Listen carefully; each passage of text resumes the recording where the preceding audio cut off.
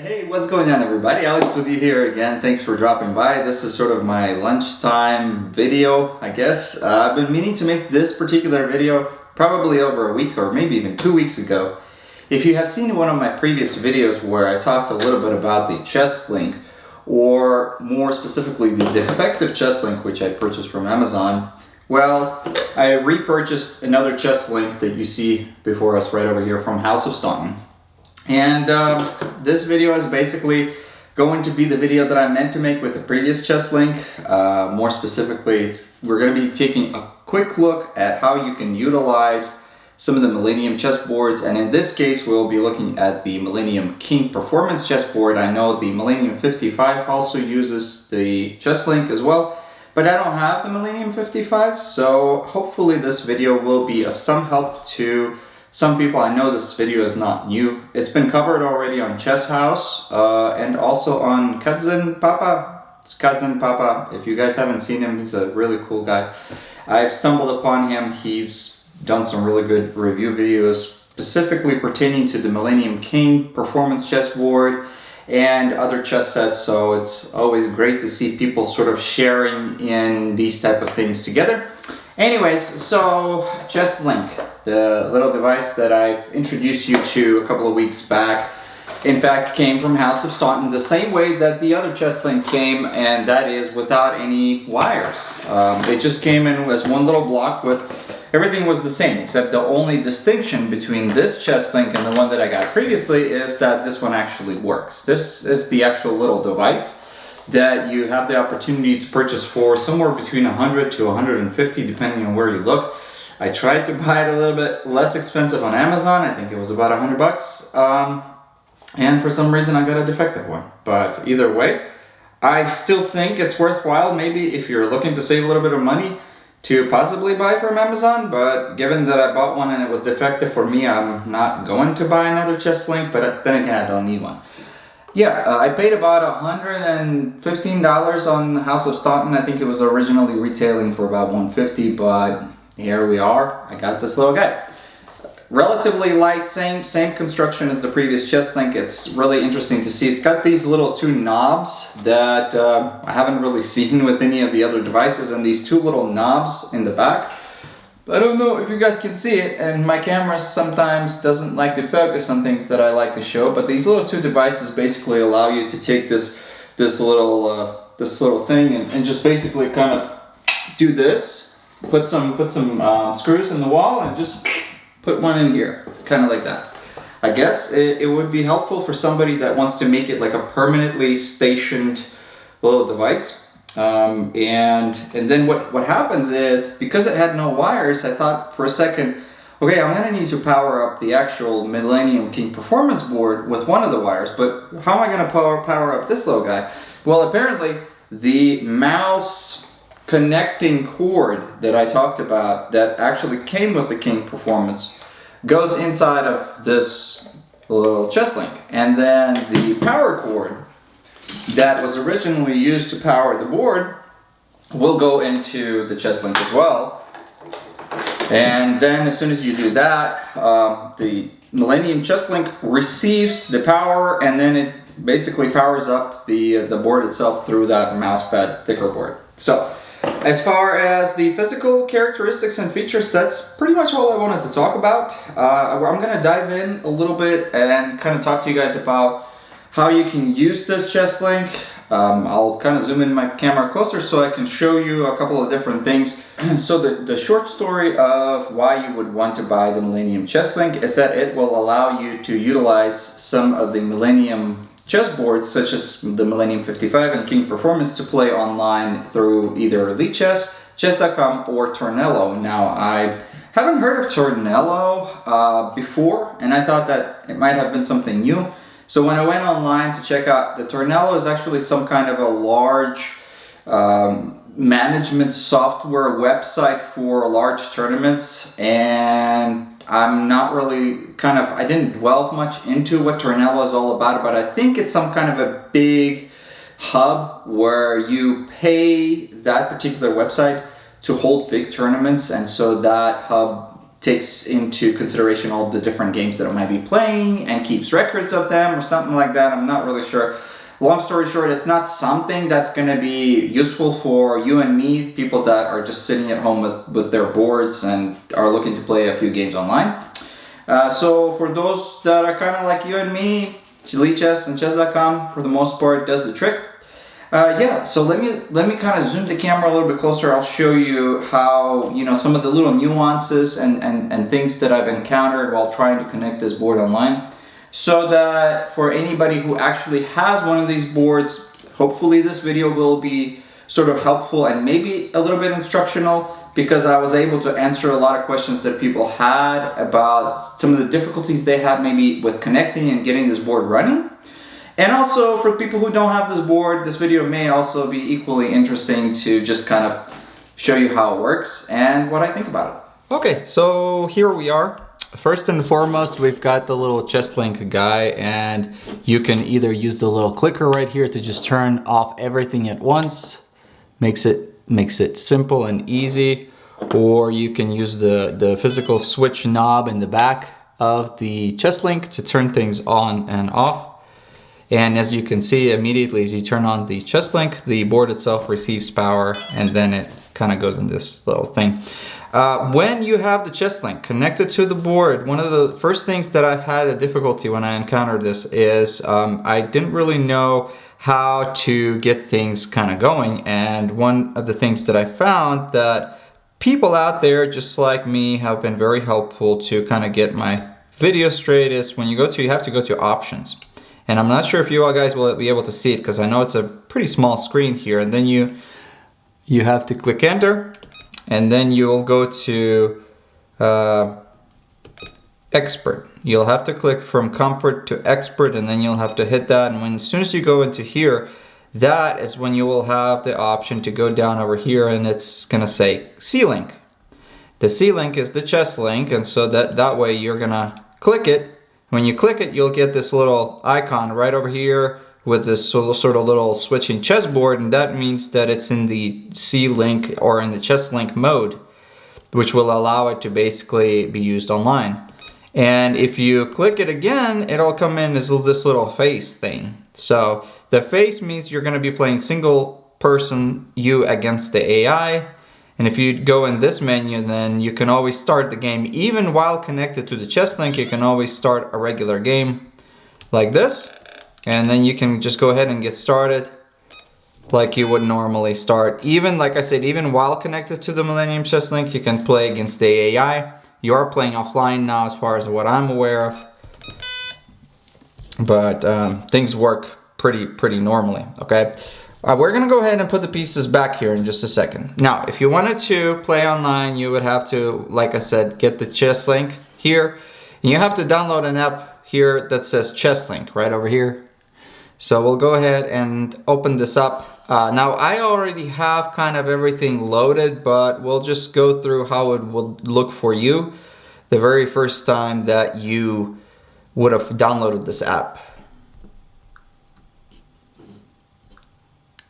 So it turns on like this, and it says, welcome, time to set up your board. You just click next, you select the language you want. In order for it to search your board, you'd have to have your Bluetooth on whatever device you're planning to connect it to, whether it's an iPad or an iPhone or iOS or Android. Either way, Bluetooth has to be turned on. Then you click on search for the board. And if all goes well in this initial stage, the Millennium ChessLink here, this little device, is what is going to be recognized by your... So we're searching, and in this case, since I've already searched it before, it comes up pretty quick. All I have to do is go ahead and connect it. And now I can close this part, continue on. You can choose between different backgrounds here, blue, dark, bright background, whatever takes your fancy. That won't change how the board works, it'll just change how it shows up here, but I think you can change it later on in the options. Then we click next. Do you want sounds or do you not want sounds? It depends. I like the sounds because when you click, the piece is kind of, it gives you sort of an additional confirmation that you moved your piece. So that way you're not sitting there wondering whether or not you moved your piece. So we'll leave that on. Response delay, 200 milliseconds, 100, 300, that's up to you. And then here's where you have the ability to access your Lichess account. You will need to create a token. And the way that you would want to do this is your token here has to be acquired by you going separately to Lichess. So I'll just go to Lichess right now. And then you go to your account. If you're not signed into Lichess, you can sign in, and then you'll go to here, you'll go to preferences. It says API access tokens. I already have one created right over here, but I'm gonna delete it and recreate one just to show you guys. Here you'll have to put in the description whatever token name you wanna make it. It doesn't really matter what it is. Then you have to turn all these little thumbs on, except for one. So you wanna go through and turn everything on, except for the one towards the very bottom that says play games with the bot API, and it should be automatically turned off as you see here. And then you can create. It says don't share this token with anybody. Okay, we've created a token. It gives us this little thing. We copy it. We go back to right over here, paste it, and we should be able to go. So relatively and easy. The app is now ready. Go to the start screen. We are connected. So now that we are connected, we can play on Lichess through this ChessLink here. So when we click play Lichess, we can have the new game, which will allow us the option of doing friendly user engine link. So you can pick like 1510. 1510 is a pretty good time for using like a chessboard, and 10-0 is quick. Sometimes it's too quick. Anything below 10-0, I mean, you can play a 5-5 game, which is very fast, but I feel like you're just gonna run out of time, to be honest with you. So there we go. So the opponent is going, the opponent is playing as white, and we can just go ahead and get started. I'm playing on Lichess. I don't know about against somebody. I am playing upside down. I don't like to play upside down. The fact that this board doesn't have a battery internally and that you have to have all these wires connected means that it's going to be a little bit hard for me to actually like rotate the board around like I usually do with some of the other boards. So it's tricky, and I know that some other people related that it would have been nice for you to be able to choose the side that you're playing on and just preferably just play it with white. Some of this, like I said, some of the nuances, I would have to just go to the other side of the board to play better, but in this case we have what we have. Okay, I'm not gonna go through the full game just for the sake of saving you guys some time. I don't want to have to make this longer than need be, but one of the things I have to mention is that this King Performance chessboard, the pieces themselves, in order for you to move them, you have to actually physically depress it into the individual pieces. So like you can see, I'm here, I have to push in. I tell that this is the piece I'm going to be moving. Then I have to physically push it in.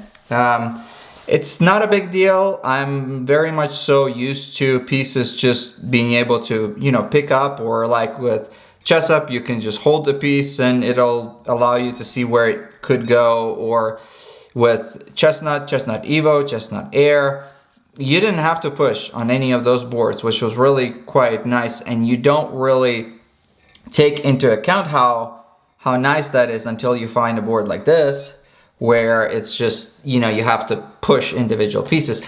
But it's not that big of a deal, to be honest with you. It's might be a little bit of an inconvenience, but it is what it is. Anyways, I'm gonna jump out of here, and we're gonna reset the pieces back once again.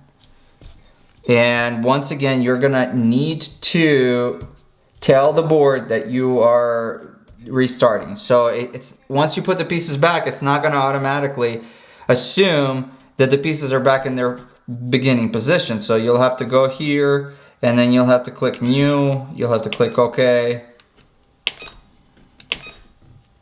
There we go. And then once you do those little things here, it should basically tell you that the pieces are put back in their original position. Now, if you wanted to play this board on chess.com, you just simply go to chess.com and you go to your settings, and then you go down right over here, connected boards. If you have all kinds of different boards, maybe, or different devices, find the board or scan for the board.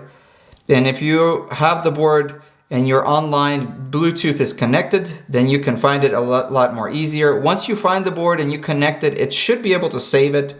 So there should be no problem with you having to like reconnect it every time. But so now we go ahead and go, and we'll start a random game. Here we go. And then you'll click options here and continue on the board.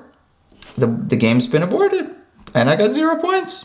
So some of the things that I've noticed recently with chess.com, and this kind of can be a little bit annoying, but I think that some of the changes that they're making on chess.com is that it used to be to where if you started a game and you didn't make a single move, let's say you started a game, the opponent came on site, and then he was, let's say he was white, he made a move, you didn't make a move, you just left the game, you wouldn't lose any points. The game would be auto-aborted. But now, maybe this is something that's just pertaining to my account, but I've noticed that just recently, you can't just get out of the game and not get penalized. Apparently, like, it'll start the game for you, and if the opponent has made a move, but you haven't made a move, and you just, like, left, you lose points.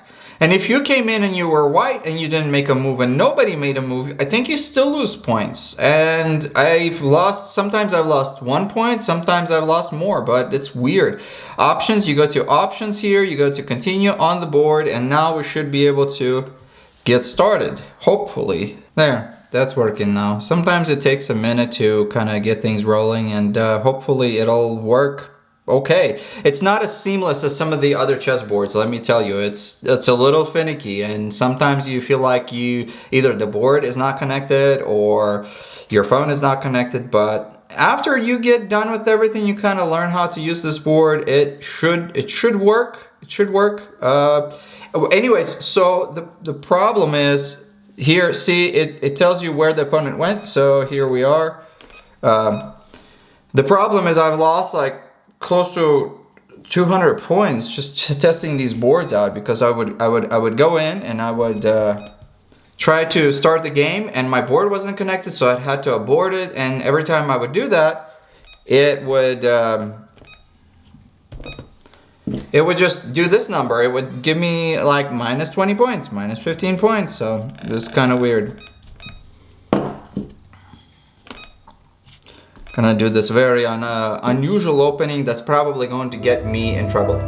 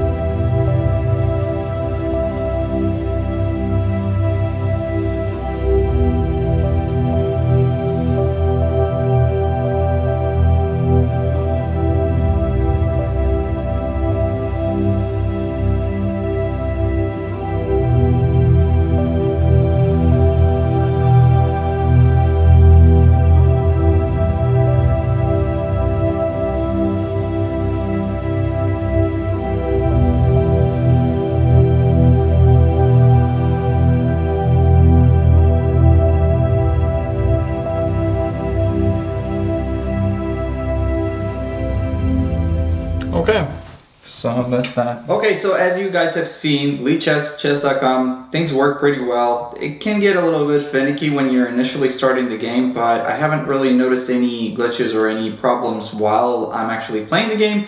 One time I was playing on chess.com, and for just a second it like prompted me on my phone saying the connection between the board and the telephone has been interrupted, and then it came right back on. I didn't know why that was the case, but it worked out, and like I said, for the most part it works pretty well. So it just so happens like I guess my takeaway here, if I want it to be helpful to some people, is I wouldn't necessarily encourage people to purchase the Millennium board together with the ChessLink just so that you guys can play online. If you already have a Millennium 55 board or a Millennium King Performance Board and you just want to get a little bit more out of the board itself, then you can always invest into the $100 to $150 ChessLink. But with the prices for some of the electronic boards being so low, sometimes for the same price you might be able to get something that's already has an online option integrated into the board. So especially in 2023 going into 2024, as we see more and more different boards come out, it might seem a little bit outdated, but either way, hopefully you guys have found this video interesting, somewhat entertaining, maybe not. Go ahead and hit that like button if you can, subscribe to my channel, and I'll see you guys in the next video, okay?